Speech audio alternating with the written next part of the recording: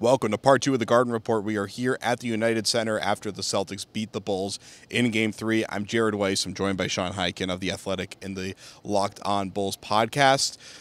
So Isaiah Thomas, he's back from seeing his family out in Washington. He had a decent game tonight, but he didn't really put his stamp on the game like he had in those first two. Tonight, he didn't turn the ball over that much. He didn't get to the line that much. It wasn't this kind of frantic activity that we saw a lot that caused a lot of positive and negative in the first couple games. Right, and I thought it was pretty interesting that both Isaiah Thomas and Jimmy Butler, both are guys that get to the free throw line a ton during the regular season. Neither of them had a single free throw attempt tonight. And, Jimmy was talking after the game about how he didn't have an attempt because he was taking a lot of jump shots, and you're not going to get called for a lot of fouls when you are taking jump shots. I think Isaiah was kind of doing the same thing. He wasn't attacking the way that he usually does. Maybe that was just him being a little bit conservative, not wanting to turn the ball over as much, but you definitely noticed he was playing a different way. There was this one particular foul call that kept happening kind of inconsistently in this game where a guy would drive from the elbow and then he'd make the turn around the free throw line. Celtics kept getting that call over and over again. Butler tried it like 3 times, didn't get the call. Bulls weren't getting it. It was really weird to see, especially in Chicago, to see what really looked to me to be kind of a lopsided application of the way they were calling those ones. Felicio, I think I hit once or twice for it. Mirotic might have gotten hit for one, which I thought none of them were actually fouls. And coincidentally, Isaiah Thomas is the kind of fouls that he usually draws. Didn't end up getting to the free throw line. But it was weird to see a game where free throws tend to play a huge role in most of these matchups, but it didn't really tonight. I will say that made the whole thing a lot more fun to watch when they weren't having to stop play, having guys go to the free throw line. It was a lot more free-flowing, at least on the Celtics side. The Bulls' offense was kind of stagnant, but at least it wasn't just a whole bunch of stoppages for free throws. But I think both. I think maybe there was a little bit of a disparity in the calls, but I think both sides actually did a pretty good job of not fouling on defense. And obviously the Celtics played much better defense tonight than the Bulls did. The Bulls let the Celtics get a lot of easy baskets, but they weren't really contesting in the way that they were fouling. That too, but also the Bulls didn't get it into transition like they were in the first few games because Rondo's not there, so he's not forcing turnovers, he's not pushing them in transition. And the Celtics are having really bad issues with matchup confusion in transition. They were trying to get everything organized, they couldn't do it.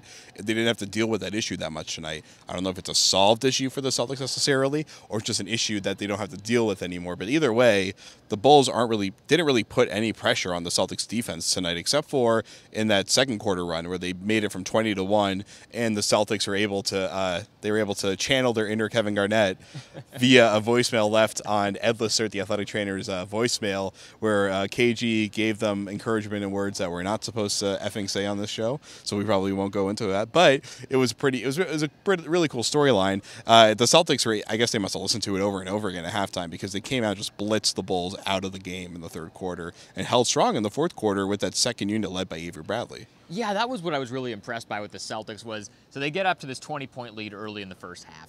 And then the Bulls come back and they come almost all the way back. They lead the Celtics only lead by 3 at halftime. And Jimmy Butler at that point I think is 1 for 8 or 1 for 9 from the field. And we were thinking, okay, Jimmy's going to heat up. The Bulls are going to run away with this. And then the Celtics come out and blitz the Bulls again in the second half and just kind of run away with the game. Now, as far as the Bulls go, they had a lot more success when they were running basically a no-point guard lineup with Jimmy Butler, Dwayne Wade, Paul Zipser out in the backcourt rather than having to play Jaren Grant or Michael Carter-Williams because both of those guys were awful tonight, and I don't really see what the solution is going forward because you can't play that no-point guard lineup 48 minutes because you're gonna have to play one of those guys. Do you give Denzel Valentine a look? I don't know. That's going to be a huge hole for the Bulls. I like the idea of putting in Valentine because MCW just can't play ananymore. Both of them are disaster. Yeah, Grant's a better option, I guess, but. But they did play well. I mean, Butler had his big run at the second game of the series. Did it in game 1, did it again in game 3, where the last 2 minutes of the third quarter, he had 3 field goals in a row. Just went crazy, last-ditch effort. The difference was when he did that in game 1, the Celtics were only up by 3 points, so he was able to turn it around, but they were up by 13 points, so he did it in this game. And the Celtics kept hitting back.